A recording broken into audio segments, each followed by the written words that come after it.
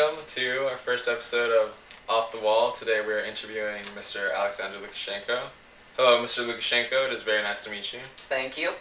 Could you please tell me a bit about yourself? Of course. I was born in August 1954, which makes me 57 years old. I was elected president of Belarus in 1994, and I have been in office ever since. Belarus is stated to be a democracy, but most consider you the dictator. Do you have any comments on that? Belarus is a democracy.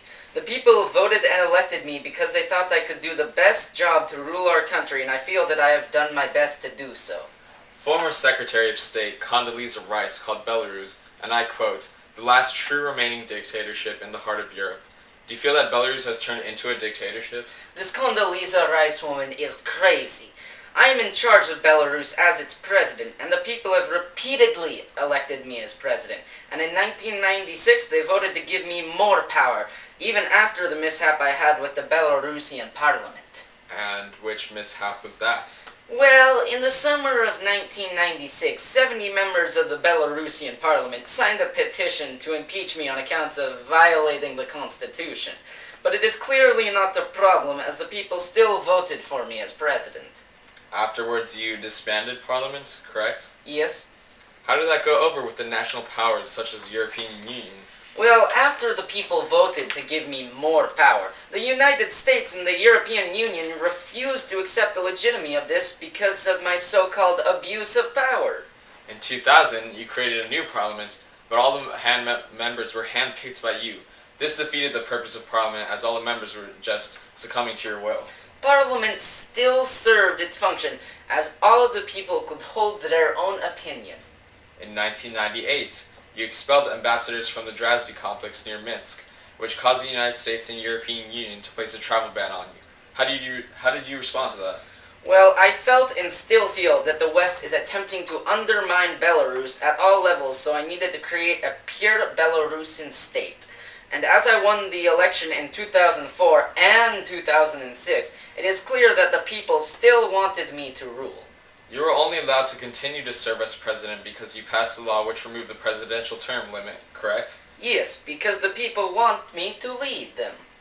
Throughout your time as president, you have proclaimed yourself as a man of the people. Your reporters and political figures have often called you dirty and scheming.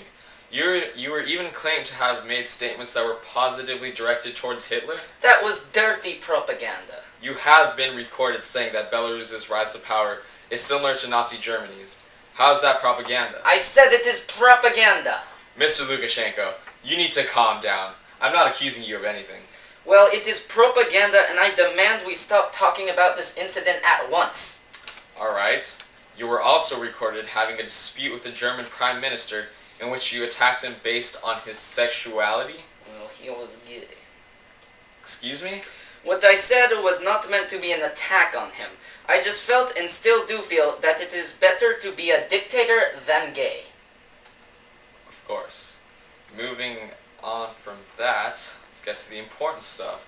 You have been called the last dictator in Europe, have alienated your country's parliament, turned your formerly democratic country into a dictatorship, and have made Belarus into an enemy of the most European and Western countries. What do you have to say for yourself? I am a great ruler and a great man. It doesn't matter that I did all of those things. Mr. Lukashenko, you have had several disputes with internal leaders of Belarus and Russia, correct? Yes. Specifically, Deputy Prime Minister Viktor Hanchar and former Prime Minister of Internal Affairs Yuri Zakharenko, who both mysteriously disappeared? What are you insinuating? That I had some involvement? That is absurd. Mr. Lukashenko, you seem to get very nervous as soon as I mention those two people. I am just frustrated with Western stupidity and ignorance, you vile dog. Belarus now has enemies in both Europe and the West that were not enemies of Belarus before he came into power. Shouldn't you be held directly responsible for these things? As the president of Belarus, I am responsible for our nation, yes, but we have gained enemies because of the ignorance of the other leaders. Many have called you the most infamous man in Europe because of all your negative actions in both Belarus and internationally. Do you have anything to say for yourself? I am not evil, and I do not like being insinuated that I am. Mr. Lukashenko, the European Union originally decided to attempt to isolate Belarus in order to keep you under control. And they decided to stop this policy. Yes, and that is because it did not work. And you were still able to negatively affect both your country and countries around you. The European Union has proclaimed you as a threat to your own country and surrounding Belarus. Recently, the European Union has renewed a travel ban against you because of your violent acts against much of your opposition. Do you have anything to say on that matter? Their actions are unjust and unwarranted, and I will still do my best to help the people of Belarus. Well, Mr. Lukashenko, that seems to be all the time we have, but it has been very interesting talking to you.